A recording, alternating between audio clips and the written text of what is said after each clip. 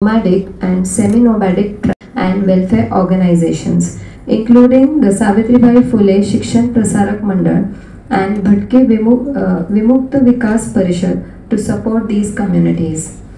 As former chairperson of the Development Welfare Board of Denotified Nomadic and Semi-Nomadic Communities, he played a key role in policy advocacy, helping the denotified nomadic tribes gain access to government welfare schemes and official recognition.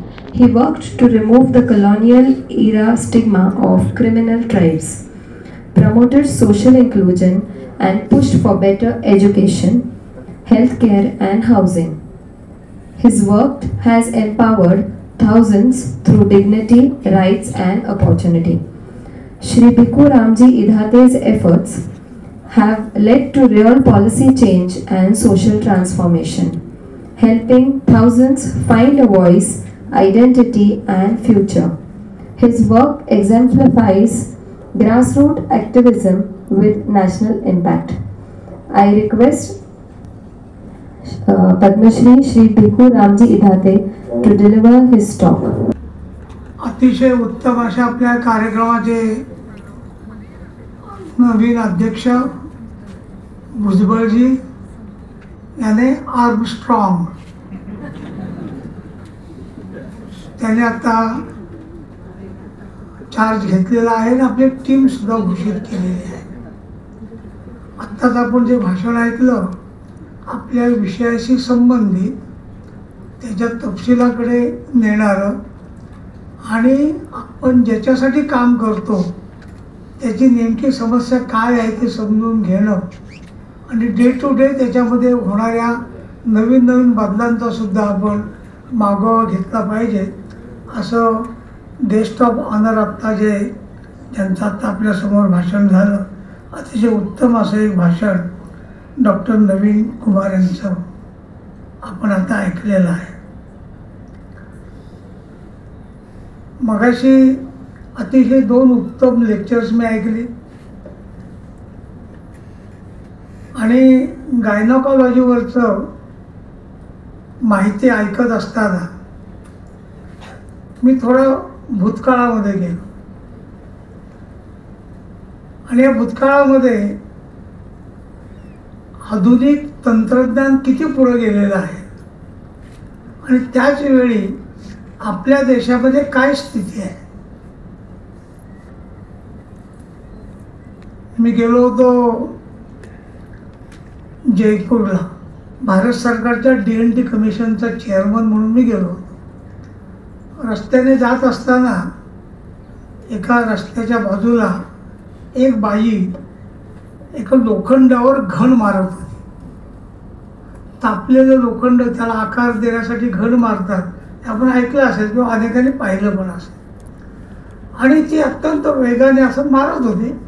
तर मी येत असताना ते पाहिलं आणि ह्यांना सांगितलं थांबा जरा ही सगळी भटके विमुक्तातली मंडळी दिसते म्हणून आम्ही थांबलो आणि मी जरा मोजत बसलो ते घण किती मारते. मी मोजलेले 16 घण होते असे तिने सर्व शक्तीनिशी मारलेले. अगोदर किती मारले असतील माहीत नाही. त्या तिथं संपल्यानंतर मी समोर गेलो त्या बाईला विचारलं कुठे असता काय करता हे काम का करता केव्हापासून करता असं काही विचारत असताना ते म्हणजे इथंच राहतो त्या समोरच्या झोपड्यामध्ये पण तिथे जाऊन आपण गप्पा मारू म्हणून तिथे आम्ही गेलो ते लहान मुलाच्या रडण्याचा आवाज आला. तो सहज मी त्या बाईला विचारलं म्हणजे रडतंय कोणा. अत्यंत केविलवाण्या अशा तिचा चेहरा आजही माझ्या डोळ्यासमोर आहे. ती मला म्हणाली साहेब 4 दिवसापूर्वी मी बाळंत झालेले माझंच मूल रडत आहे पण त्याला दूध द्यायचं तर मला खायला काय नाही आणि म्हणून मी हे घण मारते म्हणून हे मी काम करते. आता विज्ञान किती पुढे गेलं आणि माणूस कुठं जगतोय हे केव्हा तरी आपल्याला बघायचं. म्हणजे आता कल्पना करू आपण बाळंतपण साधे जर म्हटलं तर आपण किती प्रकाराने काय काय करत असतो. जरा काय झालं तरीसुद्धा अनेक प्रश्न उत्पन्न झाले आणि ही रस्त्यावरच बाळंत झालेली आणि त्या मुलाला काही खायला नाही म्हणून स्वतः 4थ्या दिवशी घण मारणारी लोखंडाची, ही आपल्या समाजाची स्थिती आहे. आणि हा समाज कमी नाही, not less than 20 crores. Bharat माझा देश आहे, सारे भारतीय माझे बांधव आहे. आता सारे माझे भारतीय बांधव आहे ही भावना आपल्याला एकत्र करते.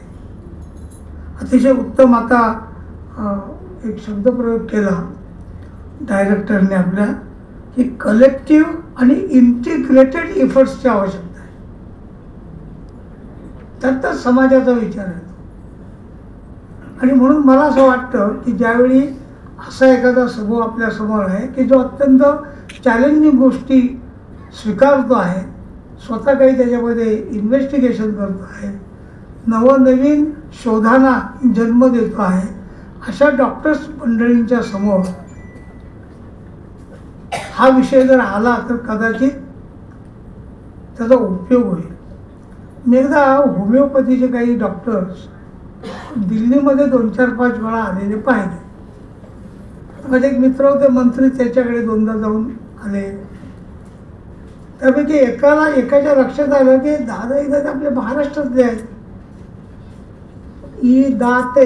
इदाते नाही, दादा इदाते आपल्या महाराष्ट्रातले आहेत.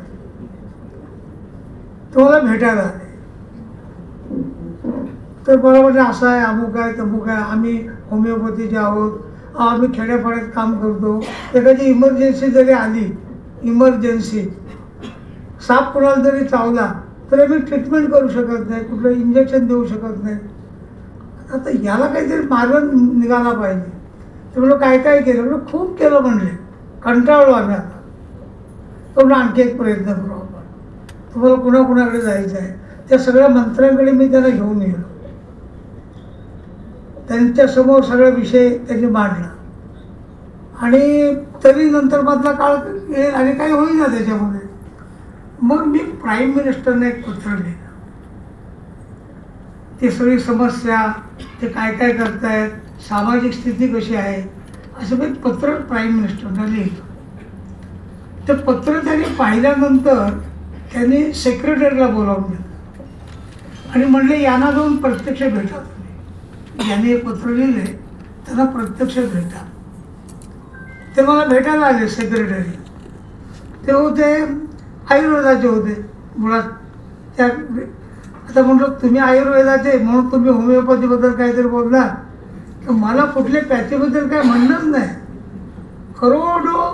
कोट्यावधीचा माझा समाज जो खेड्यात पाड्यात रानावनात जंगल दऱ्यात राहतो आहे आणि ज्याला आपल्या प्रकृतीकडे बघायला सुद्धा वेळ नाही आणि काय झालं तर जायचं कसं हा ज्याच्यासमोर प्रश्न आहे, अशा आपल्या देशाच्या गावातल्या हेल्थचं करायचं काय. आणि तिथं एखादा जर डॉक्टर तिथं गेला तर त्याला इंजेक्शन देऊ नका म्हणून तुम्ही सांगता, कारण तुमच्या ज्या ट्रेनिंगमध्ये नाही. तसं मी पत्र लिहिलं, ते त्यांनाही सांगितलं. म्हणून तुम्ही आयुर्वेदाचे आहेत ते मला माहीत आहे, पण मी काय म्हणतोय हे होमिओपॅथीचं म्हणून मी नाही सांगत आहे तुम्हाला. मी एकूणच आपल्या समाजाच्या स्वास्थ्या संबंधात तुम्हाला सांगतोय. आणि हे प्राईम मिनिस्टर सांगा मी हे सांगितलं आहे.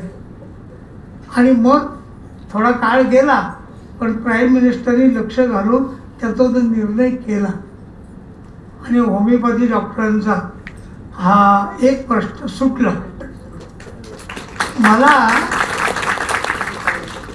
मला ज्यावेळी हा जो पुरस्कार मिळाला पद्मश्री, त्यावेळी पहिला माझा सत्कार जो केला देशामध्ये तो होमिओपॅथिक डॉक्टर्सने केलेला होता. आता मी डॉक्टर नाही, मला डॉक्टरचं काही कळत नाही, पण समाजाशी नातं आहे ना, समाजाशी माझं नातं आहे आणि डॉक्टर समाजासाठी आहे. माझं मत असं आहे की देवाला फारसा वेळ नसल्यामुळे त्यांनी डॉक्टर नावाची एक नवीन रचना आणली. किंवा मला सगळं काय बघता येते, आता तूच बघ त्यांचं काय. देवाचा प्रतिनिधी आहे डॉक्टर.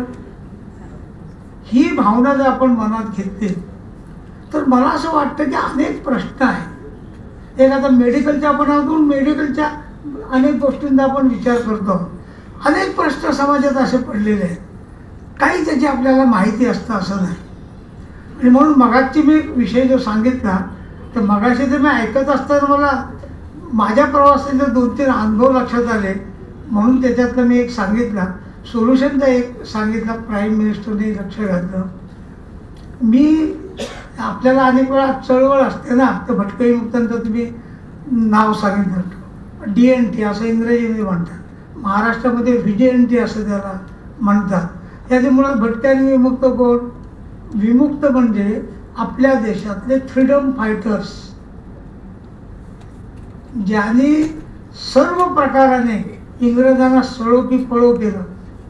1857चं जे युद्ध आहे, त्या 1857चं युद्ध ज्यावेळी आपण जिंकू शकलो नाही, परंतु त्यातनं जो संघर्ष उभा सगळ्या देशामध्ये इथे महाराष्ट्रात उमाजी नाईक होते, हरदेसाई उत्तर प्रदेशमध्ये होते, प्रत्येक राज्यामध्ये अशी माणसं आहेत. हा उभा राहिला संघर्ष, तो इंग्रजांना झेपेना.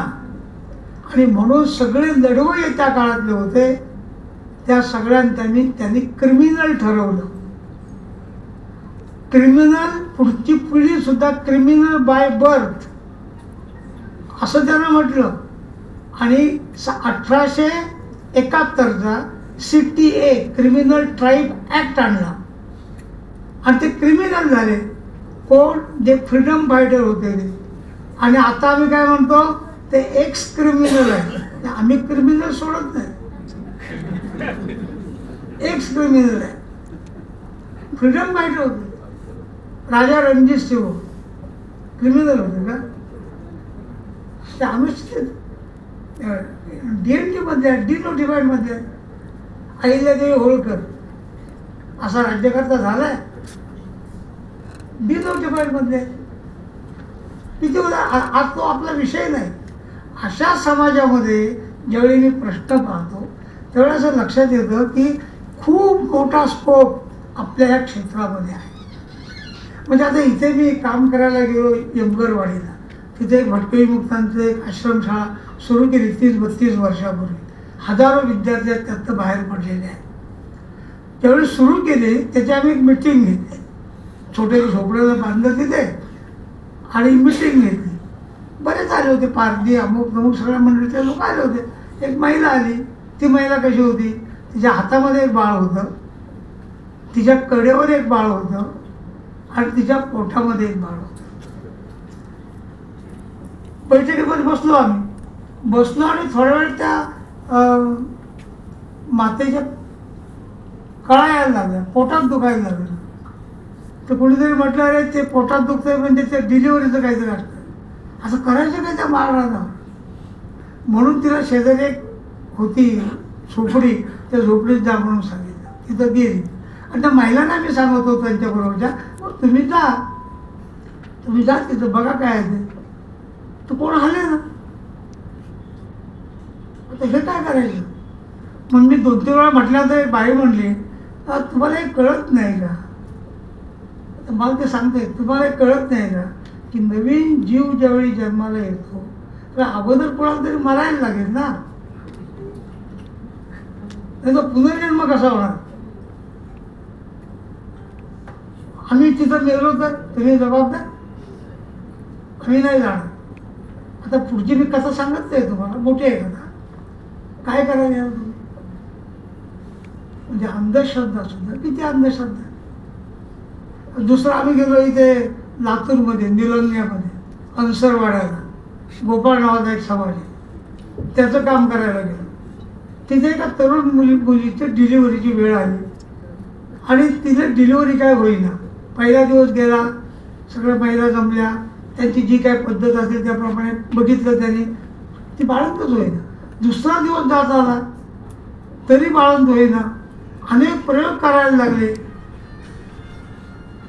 बोलणं सुद्धा कठीण आहे. एक बाई तिच्या पोटावर उभी राहील.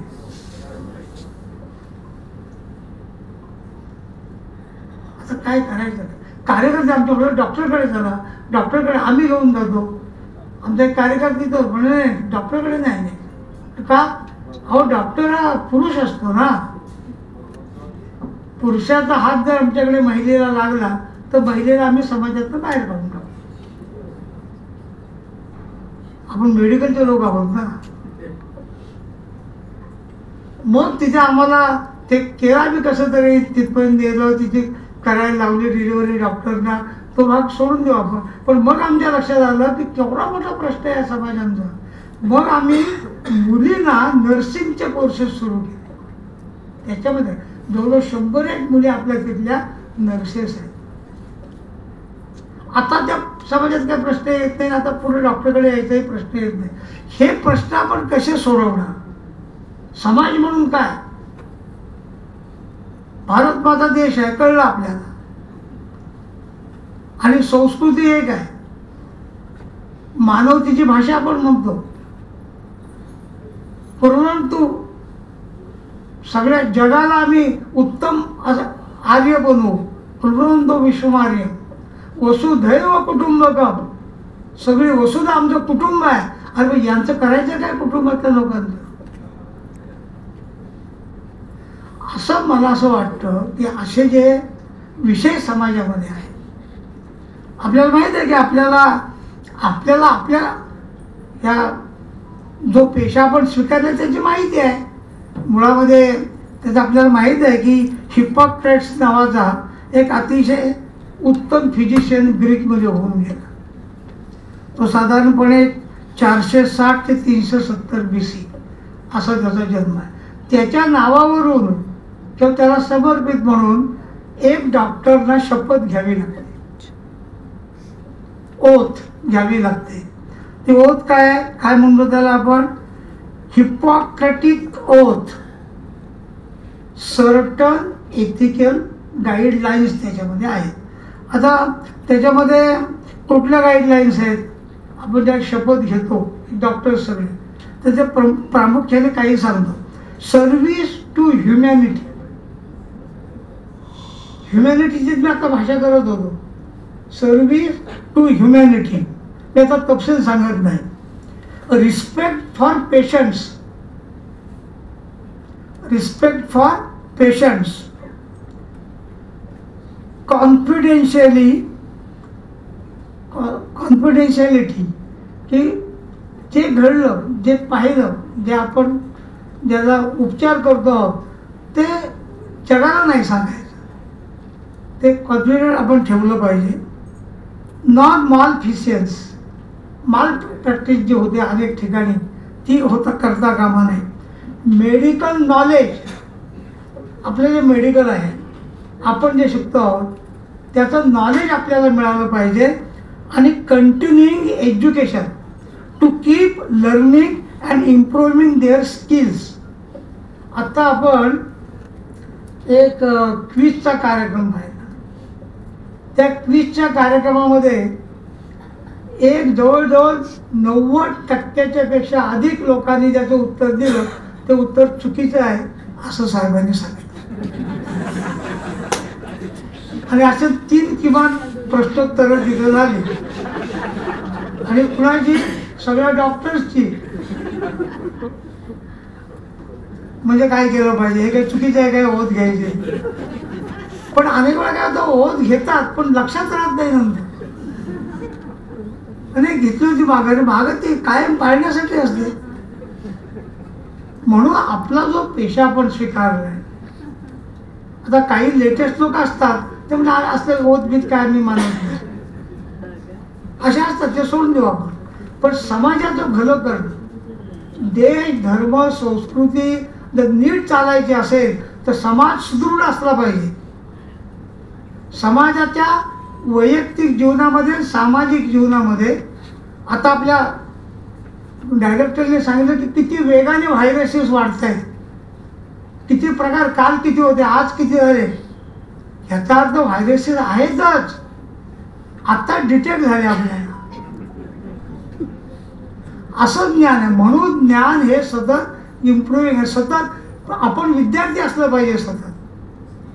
आणि मला असं वाटतं की ज्या कॅटेगरीची मंडळी इथं बसलेली आहे, समाज स्वास्थ्यासाठी अहोरात्र झटणारी माणसं याच्यामध्ये आहेत. अनेक मंडळी अशा आहेत की जी सर्वस्व सोडून काही वेळा एखादं दुःख बघितलं तर सर्वस्व सोडून त्यांचं दुःख हरण करण्यासाठी वाटेल ते प्रयत्न करतात, घरदार सोडतात. अशी माणसंही मला माहीत आहेत. आपलं राज्य सोडून आसाममध्ये गेलेली माणसं मी पाहिलेत. का तर तिथं प्रश्न आहे ते आपण सोडवले पाहिजेत, कारण हा देश आपला आहे.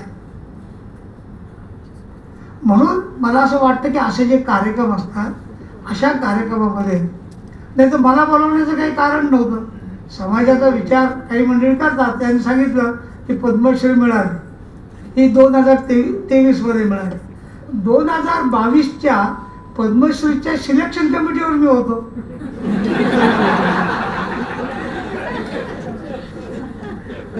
त्यामुळे मला माहीत आहे ते किती कष्ट असतात. त्या 1.5 लाख जवळजवळ अर्ज येतात. प्राथमिक त्याची तयारी काढून जवळजवळ 10-11 हजार हे शिल्लक ठेवतात. ते त्याचं स्क्रुटिनी करण्यासाठी 8-10 जणांचं एक मंडळ नेमतात. प्रत्येकाला 1000-1200 येतात. त्या स्क्रुटिनीतनं 120 लोक निवडून काढायचे. असे ते पद्मश्री असते. आणि मी जी पद्मश्री मला मिळेल त्याचं मी अर्ज पण केलेला नव्हता. त्यामुळे कदाचित म्हणजे पद्मश्री मिळाले म्हणूनही कदाचित बोलावलं असेल. आणि दुसरी गोष्ट का मिळालं बो ह्याला कसा दिसतो हे तरी समजून घ्यायचं असेल. किंवा पुढे एखाद्याला पद्मश्री पाहिजे असेल तर काय करावं, काय असू शकतं. परंतु या निमित्ताने माझं खूप प्रबोधन झालं. 2 जी मी आता लेक्चर ऐकली, अतिशय मी त्यांना हृदयापासून धन्यवाद देतो. इतकं जोश आणि इतकं वैचारिक खाद्य सहज सोप्या भाषेमध्ये सहजपणे मला सुद्धा कळलं. म्हणजे बघा तुम्ही इतक्या चांगल्या कार्यक्रमाची योजना केली. भुजबळ साहेबने त्यांचे सहकारी किती कष्ट करतायत ते माझी त्यांची पहिलं बोलणं झालं तेव्हापासून मी पाहतो आहे. मी इथं आल्यानंतर सुद्धा ते स्वतः रिसीव्ह करायला थांबले होते. जवळजवळ 1-2 तास त्यांनी माझ्याबरोबर काढले. आणि मला माहीत आहे की हा कार्यक्रम करायचा म्हणजे किती कष्ट असतात. त्याच्यानंतर ते आल्यानंतर कदाचित 2-3 तास त्यांचे गेले असतील. आणि पुन्हा सकाळी ताजेतवानं इतका मोठा कार्यक्रम केला. आणि इतक्या मोठ्या कार्यक्रमाचं साक्ष होण्याचं आणि त्या चीफ गेस्ट म्हणून मला बोलावलं, असा जो एक सन्मान केला, याबद्दल मी आपल्याला धन्यवाद देतो. मनापासून आपल्या पुढच्या वाटचालीला शुभेच्छा देतो आणि माझं बोलणं संपवतो. धन्यवाद.